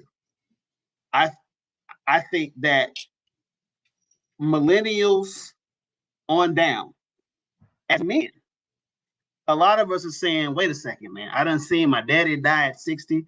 I done seen my granddaddy die at 80. Or not 80. I seen my granddaddy die at 60. I've seen unfulfilled men in my life who have been the protector provider. It's got to be something else to this. And so and what we are attempting to explore is that may be construed as being all those other things you described, is really us saying, okay, I want to be the protector and the provider. I also want to enjoy this goddamn life. I want to work hard. I also do not want to work myself into a grave. I want to enjoy some aspect of this rock I'm living, because I probably only got, I'll be 42 in a few weeks. I probably only got 30 more years of it, honestly. So we're grappling with these ideas of how can I still be a man and grasp and lay hold or retain some of the same ideas that my dad, I saw my dad, saw my grandfather, saw my great-grandfather. These were hardworking men. Like hard. I don't know men who don't work, but I know men who are unhappy. And so a sign of a happy man is sometimes like something as simple as showing me regard. Like the guy who says, why don't she open the door for me? He don't really mean that. What he's saying is, I want to be seen as a human because I have very basic human needs. So no, don't hold the door for me because I don't need you to hold the door for me. But I might need you to let me play this video game and not say that's what your boys do. And I'm not a gamer, by the way. But I'm just giving that we're trying to work through these ideas of what it is to be man. What does it mean to be man and to be a fulfilled man at that? And I want you to write these down because this is what we're going to start off the next show with. But again, I'm going to say this before we go to our parting shots. again, why not pick a woman who will let you be you? See, if we as men, dudes, whatever, keep falling for pretty smiles, big booties, and big titties, but they don't appeal to who we are on the inside. Whose fault is that? Because if I get a selfish woman who doesn't care about me because she got a big fat ass, whose fault is that? That's what she was when I met her. She still is that. But now I want her to do this, this, and this. But I already knew up front she was a gold digger. Is that her fault or my fault? I'm the one who I want to be the captain of the ship. So at some point, I have told people, when you get to your hardship in your relationship, when it's just you and a mirror by yourself, get your sheet of paper, write down the things that your partner has that you want and the things that you need, and look at them while you ain't around them. And most people will see that the person they with does not have very many things that they need. They got a lot of their wants. They got the fat ass. They got the pretty face, but they're not confident. They're not reassuring. They're not a team player. So the shit you need, you bypass it for a pretty rapping. You can't blame her for that. You have got to blame yourself, because then once you know what you need, your choices will be a whole lot easier, because then you know when you get with this chick that don't fulfill none of your needs, but she look like a good time, you put in a good time category, or a layaway chick as I call them, and in 90 days you move on. But you can't get vested in her when she not vested in you, and then you get mad because she stayed true to who she was. And that's what a lot of us do. We pick the pretty packaging. And that's, as we get older, we learn to let go. We don't put the pretty packaging in such high esteem no more, because now we're a little bit smarter. But as you let me talk to you and you let me impart some of my old man wisdom, and it hits with you, you got to tell it to the ones you got wisdom with. When you and your twins do what you do, because that's what we do, we have fun. Right. But once you hit 28, you got to start looking at a bigger picture. The fat ass is not the answer to the test question. At 19, the fat ass, the pretty smart, sex is the answer to damn near everything when you're 19. From 19 to 26, sex is the answer. Whatever it is, sex is the answer. But once you start wanting stuff for real, you want good sex, but you want good conversation. You want to be able to be you. You want somebody who's going to help you get there. But you need to have something for to help you get there too if you want to be the commander-in-chief. That's what we got to do a better job. And that's what we have to start making sure that the boys who want to turn into men are doing boys to men type of things, and not just having birthdays and hard-ons and think that make them an adult. But that's what I want you to write some. I want you to write some of your stuff down, because that's a good one that we do need to talk about. And that's one of the things I love to talk about when guys say, "Oh, I'm this, I'm this." What make you all this? What make you all? Why do you think you're this? Oh, cause what? Cause what? I'm a grown ass man. Cause what? Cause you pay bills. You can start paying. You can get your own cell phone at 14 and start paying bills. That don't make you grown. What makes you grown? Because you got an apartment, that don't make you grown. What is your thought processes make you grown? And most of us, and when I say us, I mean men, most of us don't have a real thought process beyond sex and getting paid every 2 weeks. I retired at 44 from a job I worked 22 years because I saw everybody else, like you saying, bouncing from job to job to job, trying to find something they liked. So every time you change jobs, you start over from scratch. Yeah. So by the time you find something that you think you like, which ain't gonna be never, you realize you don't have nothing set up. So you got to keep working now, because you never stay with a job long enough to start working on a pension, because nobody told us about this pension. Nobody told us, forget what you like. If it pay the bills and it will make your life easier, stay with this job. You're gonna be unhappy with every job you ever have. Pick one that take good care of your benefits and your needs and stay with it. But nobody tells us this. You know, I was married when I retired. My wife at the time, every morning she would leave, she would slam the bedroom door, because we were the same age and she had been at her job 3 years. Because she was a computer girl, she kept chasing money.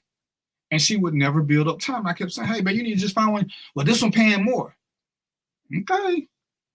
But more means you got to work longer, or you got to know a hell of a way to save money. So when we start this, I want you to keep some of these so we can talk about these, because this is something that we should learn to live by now. We should be way ahead of the game based on what your ancestors, your elders, your old adopted uncle know. Because I can tell you how to make this shit easier for you. It's just, do you want to do it? And I ain't finna work no job I ain't happy with. If that's your mentality, you're gonna work till you die. Because you ain't gonna be happy with no job. I'm gonna start my own company. That sounds cute too. Until you break a leg and you have to pay for your insurance. And when you ain't got no benefits, you realize that sucks as well. So it's a juggling act that we got to learn to get used to. But damn, Miss 802, don't be finna get me in trouble. Give your party a shot and tell us a little bit more about Chasing Huxtable so we can get ready for it and start doing teasers for us. I'm gonna let you do a whole Chasing Huxtable show one day on Random Thoughts just cause.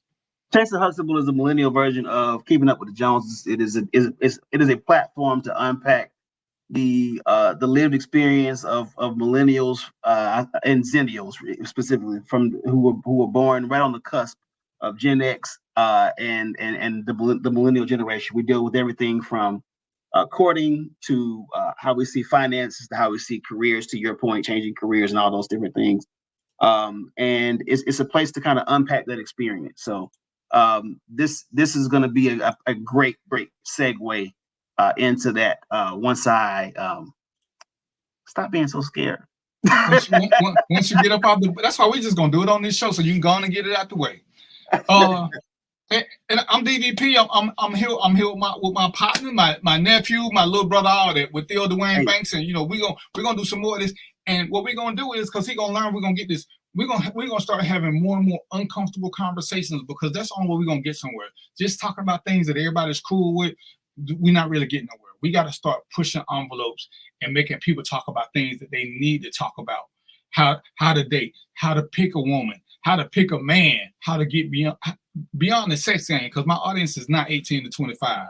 So when we're dealing with adults, the game of life is simple. We just don't want to play by adult rules, and we get mad about this. But it ain't that hard. It's really not that hard. And we're gonna have a little break here or there, but we can make this work. So we're gonna be back in, what is it, 6 days and 22 hours or something like that. But I want to thank you for showing up as always, my brother. But yeah, get them questions ready. Like I say, you know what? Damn, I didn't ask you my 270 question. So next week we're gonna talk about 270, and we're gonna talk about this whole man-woman dynamic. And we're gonna talk about it from how your generation should learn from my generation, and how to pass it on to the generation that you should be getting yours to. Because success ain't that hard, brother. It ain't. We seen it. We seen too many people win who ain't got a whole lot. So until next week. Y'all know what it is. Until then, peace, popcorn, and chicken grease, and we out. In this.